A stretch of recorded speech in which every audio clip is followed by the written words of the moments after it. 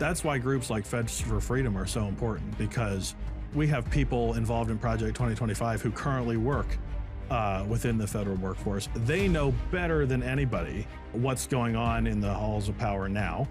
They know better than anybody how the government is weaponized against conservatives. They know better than anybody just how ridiculous some of the policies and practices are, and they see firsthand how the situation continues to deteriorate.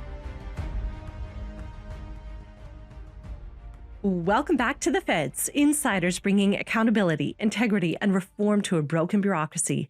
I am Stephanie Weidel. Well, it seems like things are starting to pick up a little bit domestically, as we knew they would this year. Riots, censorship, supposed viruses, it all sounds a bit familiar. Whatever may happen in the coming months, we as Americans who desire truth and accountability for wrongdoing must place our hope where hope can be found, and that is in the Lord. As we know, our United States Constitution was written from a place of God-given principle.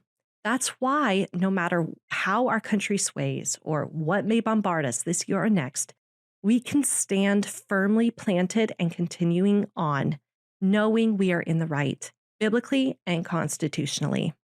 Please join our organization as we seek to reform the government from the inside out. Please comment, subscribe to, like, and share these podcasts with those around you. Please, if you watch on Rumble, please right now like the Feds for Freedom official page so you can get automatic Rumble podcast notifications. It helps boost our platform. Also, visit our website where you can join our newsletter to get all the latest information and become a member at fedsforfreedom.org. Welcome to the Feds, insiders bringing accountability, integrity, and reform to a broken bureaucracy. At Feds for Freedom, we value constructive dissent and healthy debate. The views and opinions shared in today's episode are those of the speaker alone and do not express the views or opinions of the U.S. government or any other employer. Today, we are joined by Spencer Chretien, Associate Director of Heritage Foundation's Project 2025, the Presidential Transition Project. From 2020 to 2021, Spencer was a special assistant to President Trump and Associate Director of Presidential Personnel, helping to identify, recruit, and place hundreds of political appointees at all levels of government. Before his role at the White House, Spencer served as a political appointee himself at the Department of Housing and Urban Development. Today, we talk about the goals of Project 2025, why federal employees should put their names into the ring for presidential appointee, and how the project seeks to dismantle the hold unelected officials have on our country. Thanks so much for joining us, Spencer. It's great to see you. Thank you, Stephanie. It's great to be here. Well, why don't you give us a little bit of your background and what brought you to working at the Heritage Foundation? Yeah, well, I grew up in Northern Virginia and always liked politics as a kid. Always wanted to work in the conservative movement, work in the conservative world, and graduated from William and Mary. I worked in the conservative movement at a couple different organizations. Then I was very fortunate, went into the Trump administration in 2019. I worked in the office of Secretary Ben Carson at the Department of Housing and Urban Development. Then I worked in the White House. I was special assistant to the president and associate director of presidential personnel. And then after the Trump administration, I came back to the conservative movement and have now been at the Heritage Foundation for coming up on 2 years. And I serve as associate director of Project 2025. And, I think it's in some ways I was fortunate to have grown up here where it's a good place to be interested in politics. But I've also been fortunate at the generosity of so many others in the movement, so many different great organizations that support each other. We're trying to do that through this project. My real passion is bringing new people, younger people, people who haven't worked in politics before or who don't know where to start, and getting them uh, their dream jobs, getting them integrated into the movement, getting them trained up. We see so many groups that do great training, trained up on the political process. Hmm. So, what does a political appointee do? Like, how are they found, and what do they do? What is their goal, or the goal in a political appointee? It's a great question. I think it's helpful if we talk about the executive branch and the federal government. There are about 2.2 million career federal employees. Those are the people who don't change when there's a change in presidential administration. So somebody who says to you, I worked at the Department of Transportation for 20 years, or somebody who says, I've been a career Foreign Service officer for 30 years. That is a person who's a part of the career bureaucracy. That's Those are not political appointees. The political appointees are part of the accepted federal service. There traditionally are between 3,000 and 4,000 of them, and they are the people within the executive branch who serve at the pleasure of the president. They are there to make sure the president's policies are being advanced at all of the respective agencies. And the political appointees also are tasked with managing the massive career federal bureaucracy. And I should mention, you got about 2 million full-time non-military federal employees. You do have the military itself, which ultimately is supposed to be politically accountable. And then you've got all the contractors, and there's about 16 million, maybe sometimes it's as high as 20 million full-time, part-time federal contractors. And those are the people who actually, if grant money is given out to build a bridge, the contractor, is the one who bids on that and actually builds the bridge most of the time. The government buys its tanks from somebody. The government does not manufacture tanks normally. So the contractors also need to be responsive to the priorities of the elected president and the Congress, and the people who actually are accountable to the voters. Before we get into what the goal of Project 2025 is, I want to ask, what did you see at your time in the Trump administration that made you go after getting more political appointees, which is what Project 2025 is? Well, I think in the Trump administration, the first Trump administration, we had enormous accomplishments, and we had a tremendous team. President Trump did, make our country great again. And we had so much to recover from during the liberal years of the Obama administration. And I think we did a great job. And we had a lot of successes. We also saw just how big the deep state is, just how much the permanent bureaucracy in Washington, D.C. is going to fight conservative presidents, especially conservative outsiders like President Trump. But it goes back to President Reagan and even further. The administrative state is very entrenched. It's very powerful, and you can go to the Federal Election Commission, look up all political contributions made by everyone whose employer is USAID or the Department of State. It's well more than 90% of those contributions are going to left-wing candidates and left-wing political action committees. So conservatives are outnumbered here in the government and in the DC area. And so we need more fresh people, new blood from outside DC. So were you seeing policies put into place, but people weren't carrying them out because of this kind of unelected bureaucracy pull? Well, sometimes, if you are at an agency, your job involves usually promulgating a lot of rules and regulations. And that can be an arduous process, especially if you don't have political leadership in place or you don't have enough political leadership. And, the reality is that Congress has abdicated some of its lawmaking authority over to this fourth branch of government, the administrative state. Congress writes a lot of laws that say the secretary shall write a report, and the schoolhouse rock, I'm just a bill, is not really the way anymore that we make policy changes. The the halls of the bureaucracy often have replaced, Congress's lawmaking function. That's why So you you're need saying Congress itself is writing into laws saying these other people are going to, like these political appointees, are going to be setting the policy here. the departments are going to set the policy. The cabinet agencies are going to set the policy. Ideally, that will involve political leadership, but oftentimes it is a career bureaucrat who And ends that up writing the regulation. and that is contrary to what was established at the beginning of this country. Yes, I mean the civil service was set up in the 1880s under the Pendleton Act, the modern civil service, and it was initially envisioned that about 10% of the federal workforce um, would be would be holdovers between administrations. That is now 99.7, 99.8%. I would encourage everybody to read chapter 3 of our policy book, Mandate for Leadership. It's at project2025.org.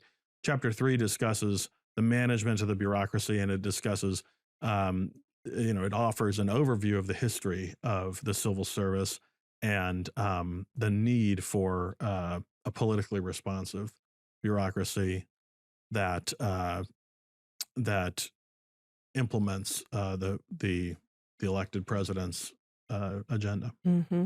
Okay, so let's talk about Project 2025. What is it, and what is the goal? Project 2025 was started more than 2 years ago in the spring of 2022, and it is organized by the Heritage Foundation. The Heritage Foundation has convened this project and is doing it as a movement.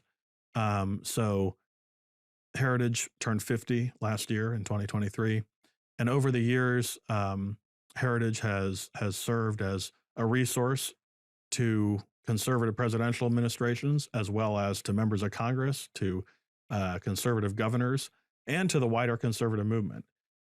So we're building on that legacy, but also taking it to the next level. And in that regard, this project is now including more than 100 other conservative organizations. So the Leadership Institute, where we're sitting today, is a member of our advisory board.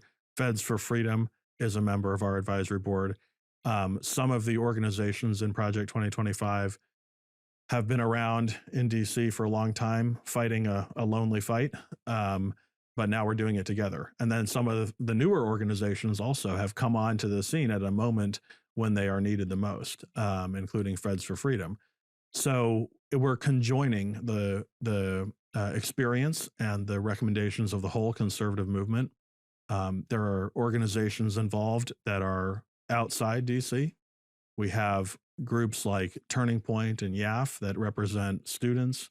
We've got organizations in Project 2025 who represent retirees, seniors, veterans groups, West Point alumni. We've got conservatives and libertarians and groups focused on foreign policy or domestic policy. We've got everybody. It's a big tent. And the goal of this is to convene the movement and provide recommendations, provide suggestions to a future conservative administration. And we are candidate neutral. We do not and cannot support any candidate or campaign. We don't speak for any candidate or campaign. And we believe that there is no monopoly on good ideas, and our ideas in this project are open to candidates of any party. And we will work with anyone who wants to chart a new course for the country and deconstruct the administrative state. So that's the goal of this project. We're now at more than 100 groups. It's been going for 2 years, and hopefully it will lay the groundwork not only in 2025, but also to build the infrastructure long term on the right to do conservative governance, to do conservative transitions, to do to be a further resource to grassroots patriots out there who have always wanted to get involved but don't know where to start. Now, you mentioned the administrative state. And so what do you mean by that? Well, the administrative state I would broadly characterize as the the part of the federal government that is not related to political elections. So um, it's the unelected, unaccountable bureaucracy that exists independently of what happens in an election. So it's pretty big. You know that it's about 2 million career federal employees, and I should say, you know, the administrative state, most of the federal workforce is good people who do a good job, who deliver value for the taxpayers, who follow the law, um, and provide valuable expertise where it's needed. But the administrative state is not supposed to make policy. The policy is supposed to be made by the president and the people who report to the president. Um, and so, you know, this country was founded on three branches of government: the executive, the legislative, and the judicial. And there are beautiful checks and balances that exist between those branches. Um, but we now have a fourth branch of government, which is the deep state, and it's not elected, it's not politically accountable, and it has inhibited reforms in Washington that are greatly needed to bring the country back on track. Hmm. And our friends over at other media outlets um, have been very concerned about the dismantling of this administrative state. And right now we're going to watch that video. We begin tonight with a terrifying concept. A frightening article. They're calling it Project 2025. Incredibly important reporting people need to pay attention to. This plan that they want to put in place if the Republican Party wins the presidency upon the inauguration. According to the New York Times, those plans include bringing independent agencies under direct presidential control. It's kind of being pitched under the guise of dismantling the administrative state. They say they would plan to do this with any Republican president. It's about deregulation. It's about deconstructing the administrative state. There's a network of conservative groups who are backing this effort, like the Heritage Foundation. Take this very seriously. Don't think this is a joke. It is incredibly alarming. Frightening development. You don't have to be a civics dork to know that you don't want that. We've never seen anything like this in American history.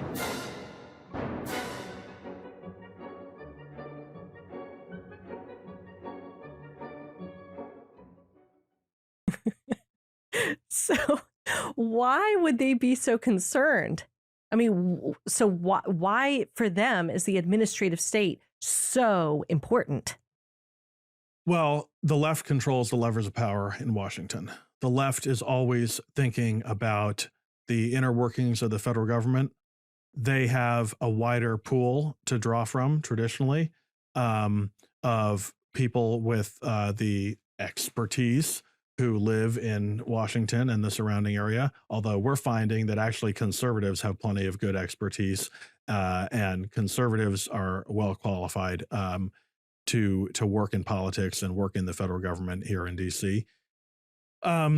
But you know, the left has the infrastructure, and they just like they've taken control of our colleges and universities and our K-12 education system, just like the left has increasingly taken control of the corporate boardroom, the C-suite people in corporate America, and the big tech companies, the big banks. Those are all dominated by left-wing ideology.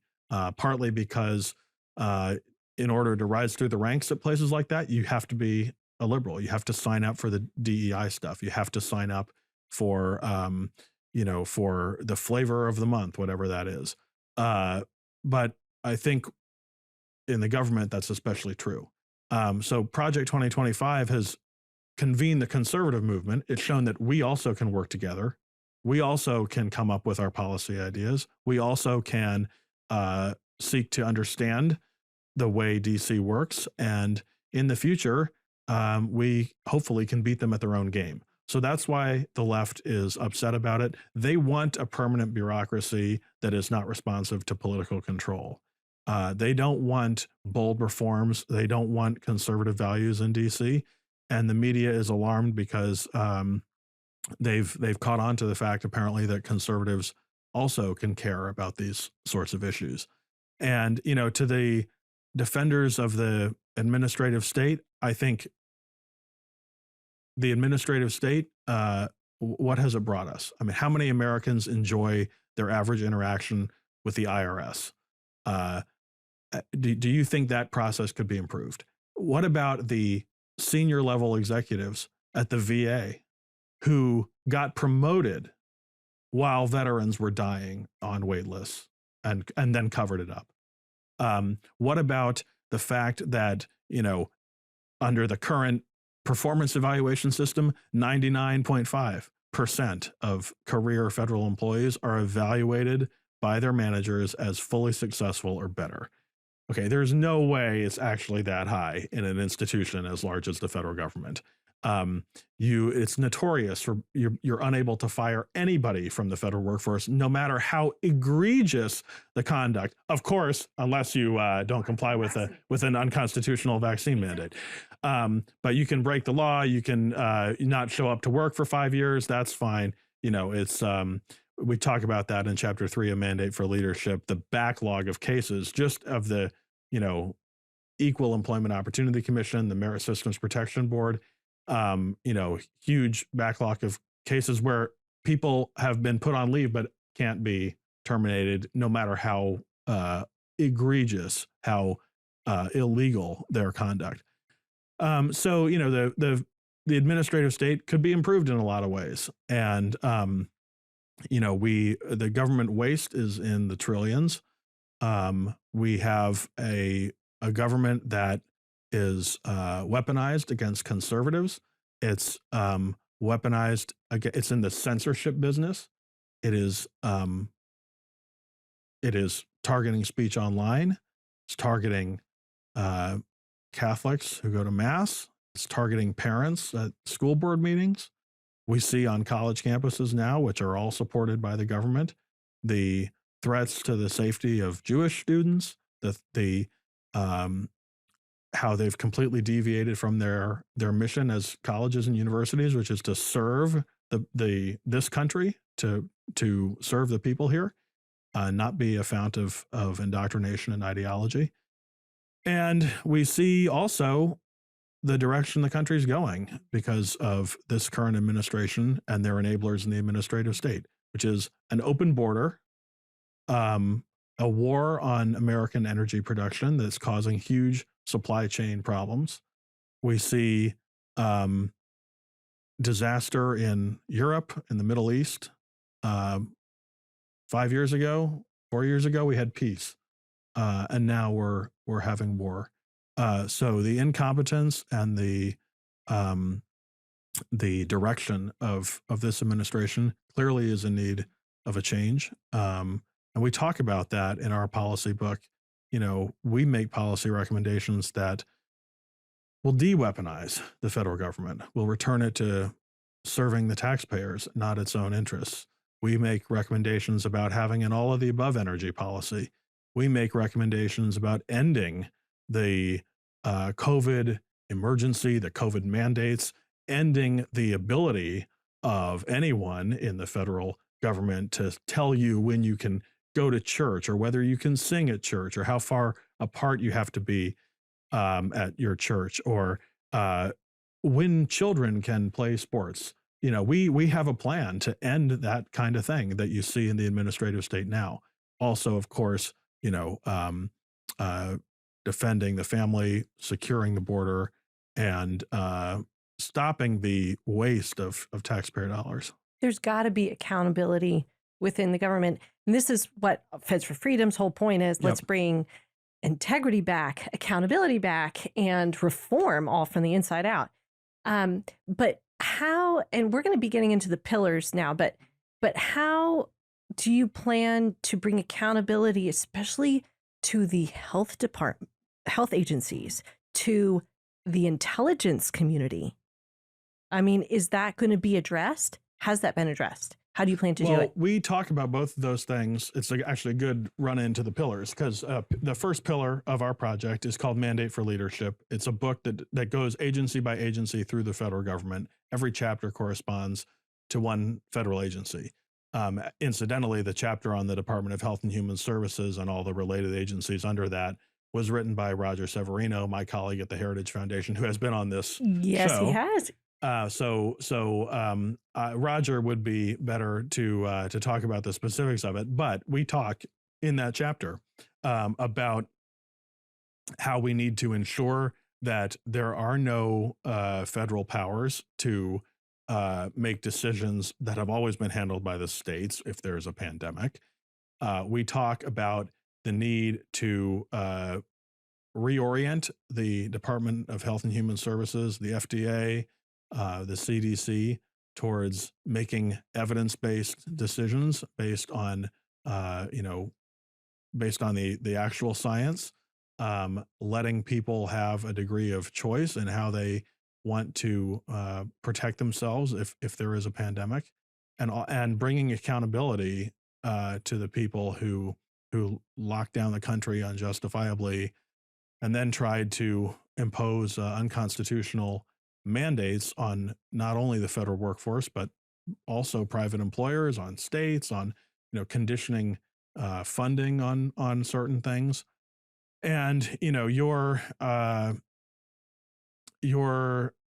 constitutional rights in this country, your religious liberty, do not end where the walls of your church end. That you have a right to live 24/7 according to your values. And so the HHS chapter of the book talks a lot about things like that, in addition to the areas where maybe drugs have been delayed because of red tape, because of regulation. It talks about the need for the federal government to turn more powers over to the states and localities when it comes to healthcare policy, and let different states do different things. We are supposed to be a federalist country with 50 different laboratories of democracy. So, and then on the intelligence community, absolutely. I mean, we need full accountability for everybody who signed the letter saying the Hunter Biden laptop was Russian disinformation. We need accountability for the people who said Saddam Hussein has weapons of mass destruction. They misjudged that intelligence. There needs to be full accountability on things like that. We just had Robert Malone on this podcast, and he mentioned, went into more detail about how the intelligence community, has gotten to the point where it's using their tactics on their own people. Yeah. So that needs to end. And is it through how do we bring those people to justice? How do we stop that? How do we make sure that they're not actually, their intelligence schemes are not actually being used on the executive power, so that this doesn't happen again? And so that Operation Warp Speed and all of that does not, like under the first Trump administration, does not happen again. Well, the intelligence community has not only gotten a lot wrong on actual matters of intelligence, but it has been turned against President Trump. He was his campaign was spied on completely wrongfully in 2016, and throughout the Biden administration, it's just been a total free ride for them, no accountability. I think the intelligence community also has been completely captured by DEI, as some of the worst practices are going on within that part of the government. And we need to return the intelligence community to the job of collecting intelligence and, making recommendations if called upon based on what they're doing, but, figuring out where there could be a problem on the other side of the world if a nuclear weapon gets loose. That's the job of the intelligence community. Yeah, it's like their job is overseas, And Right. yet they're so involved here That's right. domestically, which is not the way it should be. That's right. It's like been turned against their own people. Absolutely. They're telling Twitter what to take down. Right. They're Well, they're censoring us. right. I mean, They're defining disinformation, which is not yes, theirs to define. that's right. Everybody knows that on any issue, you need some dissenters. You need some people who object to the orthodoxy, and it's just one size fits all. They're going for them. after people within their own ranks who are trying to bring accountability to them. That's right. That's why groups like Feds for Freedom are so important, because we have people involved in Project 2025 who currently work within the federal workforce. They know better than anybody what's going on in the halls of power now. They know better than anybody how the government is weaponized against conservatives. They know better than anybody just how how ridiculous some of the policies and practices are, and they see firsthand how the situation continues to deteriorate. So we need full reform of the intelligence community. We need to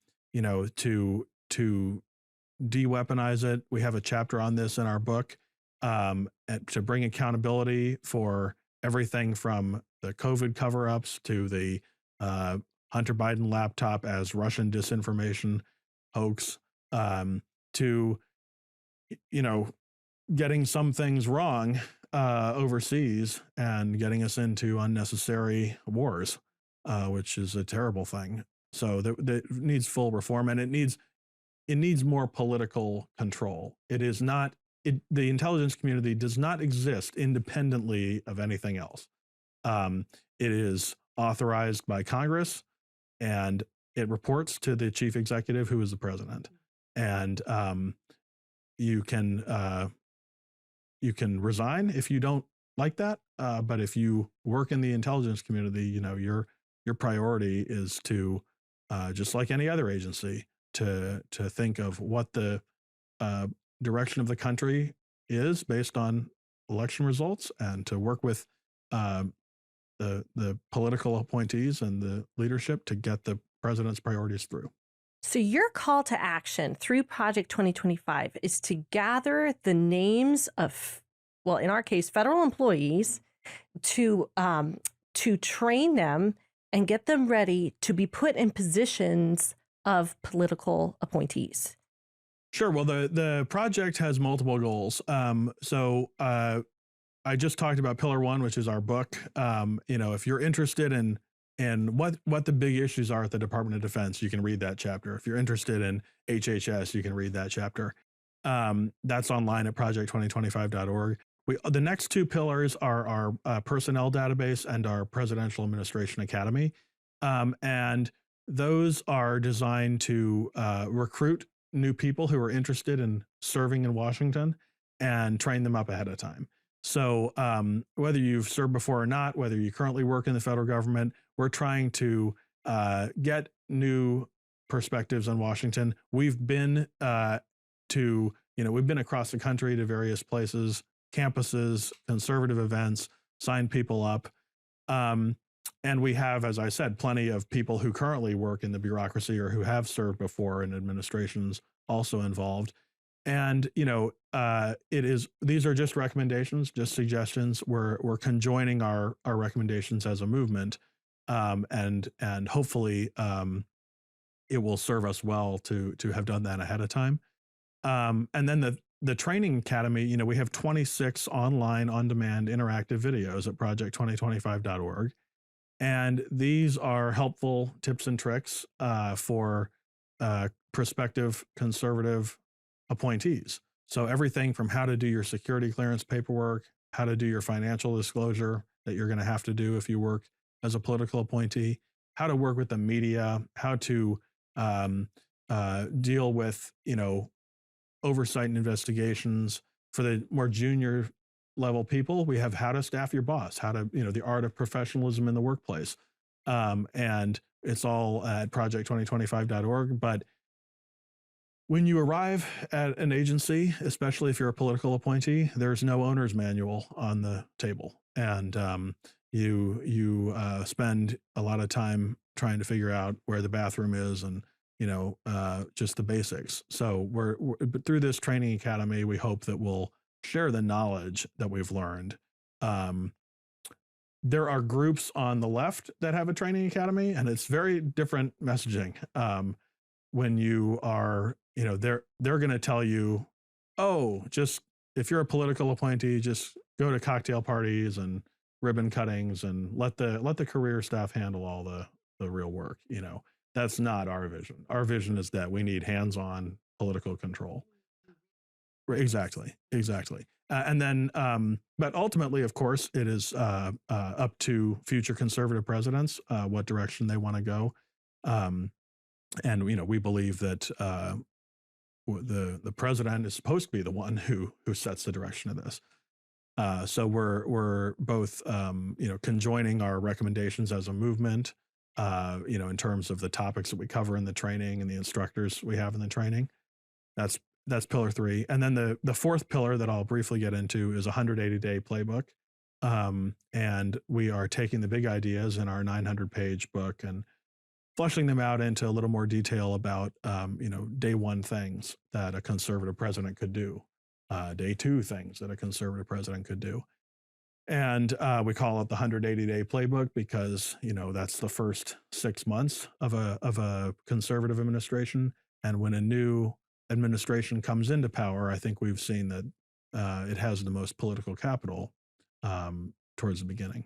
Why is it important for current federal employees to apply for something to apply for Project 2025? Sure. Well, I think current federal employees have tremendous experience and knowledge about their agencies, about other agencies where they've worked. And, conservative career federal employees are a tremendous resource for conservative political appointees. If you can find them. But that's our whole organization. Exactly. No, you guys are the army within the federal workforce. But we need conservative federal employees because they know what has happened the last 4 years, and they can be a tremendous resource for conservative political appointees. And there are actually plenty of great center-right federal employees, people who love their country, who are in it for the right reasons, and who cringe and wince at the diversity trainings they're being forced to go to. Well, who want help. It's taking the cringing and wincing people, but getting them to act. That's those acting people that you want for this next administration. My question is, so say you've got a technical engineer who is a part of Feds for Freedom and working in the civilian military world, right? Those people are really needed. But what if they put in for Project 2025? Would they be then put in a completely different kind of pushing papers and, interfacing with more people, whereas they love their technical job. They're good with it. They see the policies around them. They cannot believe what is going on. They want to do the technical job, but in a free, constitutional workplace. Do you need people like that? Sure. Well, ultimately, of course, it is up to the president who he wants to hire, and any president is entitled to the team who will get the agenda done for him. We are, hopefully in a position to make recommendations, but it's ultimately, Project 2025 is not the hiring authority. Now, for in past years of conservative presidents, there have been career conservative federal employees who get converted over to being political appointees, and in some cases that is a great thing.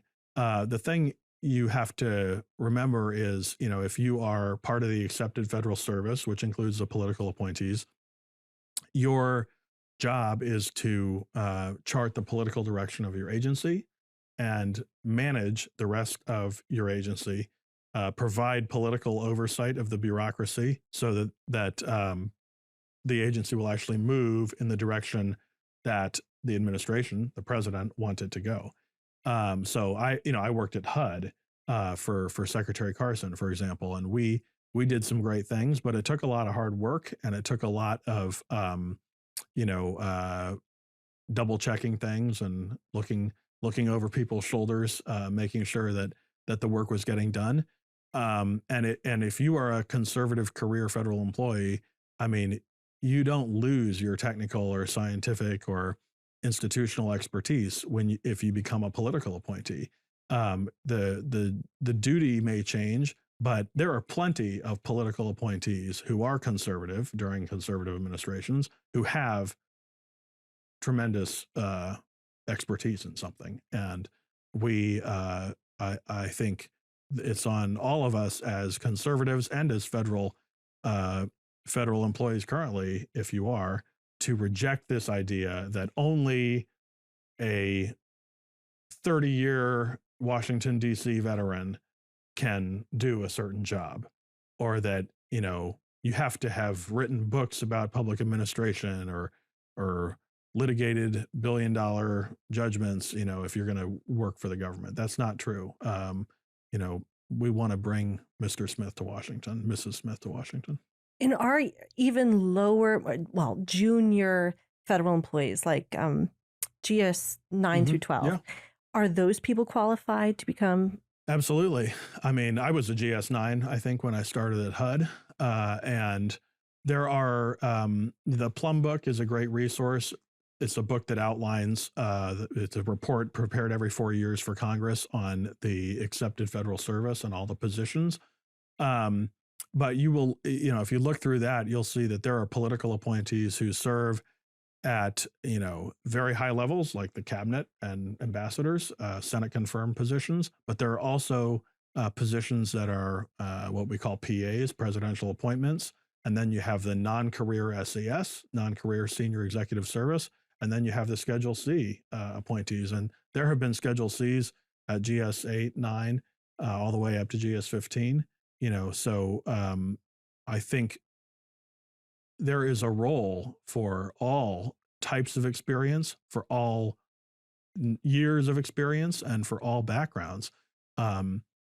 Any administration is going to be helped by having you know, some lawyers, some doctors, some small business owners, some stay-at-home moms, some school board parents, retired military, career federal employees who are aligned with the president's vision, who become political appointees. All, you know, they're just out of college looking for your first job, already retired, and now are coming back to the workforce because you want to serve your country. I think there's a role for all of that, and we need people at every level, every type of background.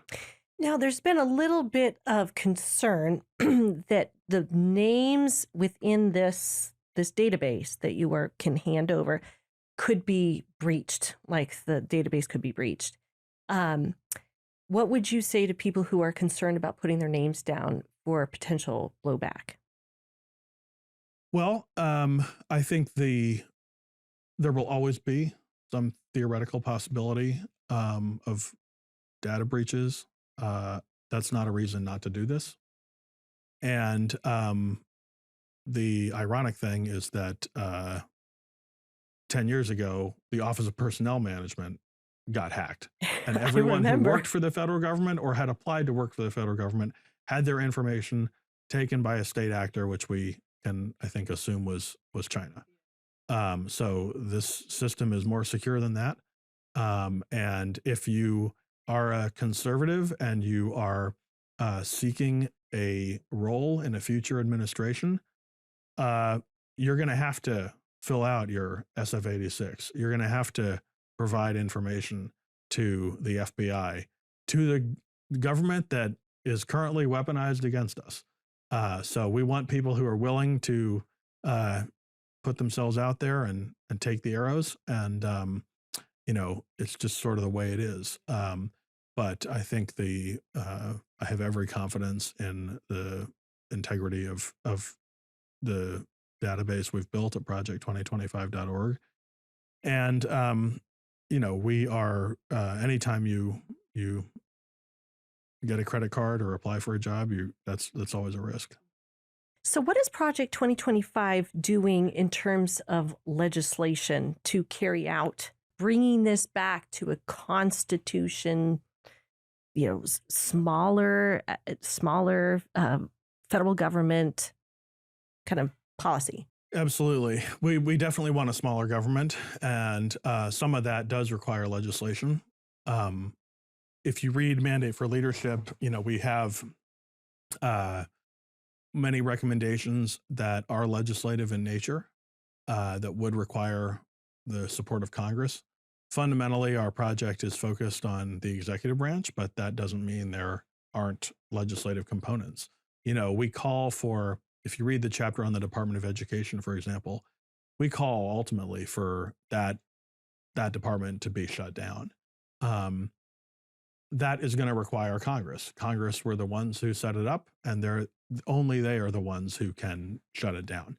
But we also, just because we want that in an ideal world, we call for that in an ideal world, we still need to be prepared to have people actually at that agency who are advancing conservative policies. And to the extent that it can be oriented towards conservative priorities, towards education freedom, towards support for alternative schools, homeschooling, religious schools, reorient the student loan program so that the federal government, is not acting as the guarantor for everything. Support free speech and due process and academic inquiry on college campuses. Enforce laws against rioting and violence on campuses. If the Department of Education could be oriented towards those purposes, towards meritocracy, we need to be prepared as a conservative movement to do that. So, it's both a legislative priority to close down that agency, but you need 51 senators and 218 members of Congress. Seems kind of unlikely. So we also need to be prepared to in the event that we have a friendly administration in the future, turn it in a conservative direction to the extent that we can. And then, of course, provide robust political oversight of that building so that everybody is rowing in the same direction, and conservative political appointees are not being inhibited by the deep state. That's right. Well, this has been a very interesting conversation. I have one last question for you. If the average American citizen can do one thing to combat the corruption that we see in America, what would it be? I would say speak out and get out there. Volunteer for causes and candidates you care about. Talk to your friends and family and neighbors. Attend town hall meetings. Attend political rallies, school board meetings. I think conservatives have kind of a chicken and egg problem, because we feel too afraid to speak out, and so then we don't get invited to speak, and we don't have the credentials, so we can't get the jobs, and then we don't have the jobs, so we can't get the credentials. That's true in the government. It's true in other institutions as well. So we need to realize that there can be a different direction for this country. We don't always have to get the short end of the stick, and we can reverse engineer what the left has done to become so proficient at corporate governance and bureaucratic administration, academia. We need to fight on all fronts. And so my message would be, of course, I want everybody to go to project2025.org and read our book, become part of our database and our training academy. But also, get out in your local communities. Not all the people, not all the solutions have to come from Washington, D.C. and from the places where we grew up. But we want, I would encourage everybody who has always wondered, what's the first step? What can I do? Well, get involved locally. And, everybody has something to contribute. Just like a president needs political appointees who come from all different backgrounds, whether you are a lawyer or a retired military officer or a truck driver or a small businesswoman, there's something you can do. You can do that one thing. So I would encourage people to take the first step, get involved locally, and look for friends and allies, because we're stronger when we work together. Excellent, Spencer. Thank you so much for joining us today. It was great to meet you and talk with you. Thank you, Stephanie. Thanks so much for tuning in. Please like, comment, subscribe to, and share our podcasts. Visit our website where you can sign up for our latest newsletters and become a member of Feds for Freedom at fedsforfreedom.org.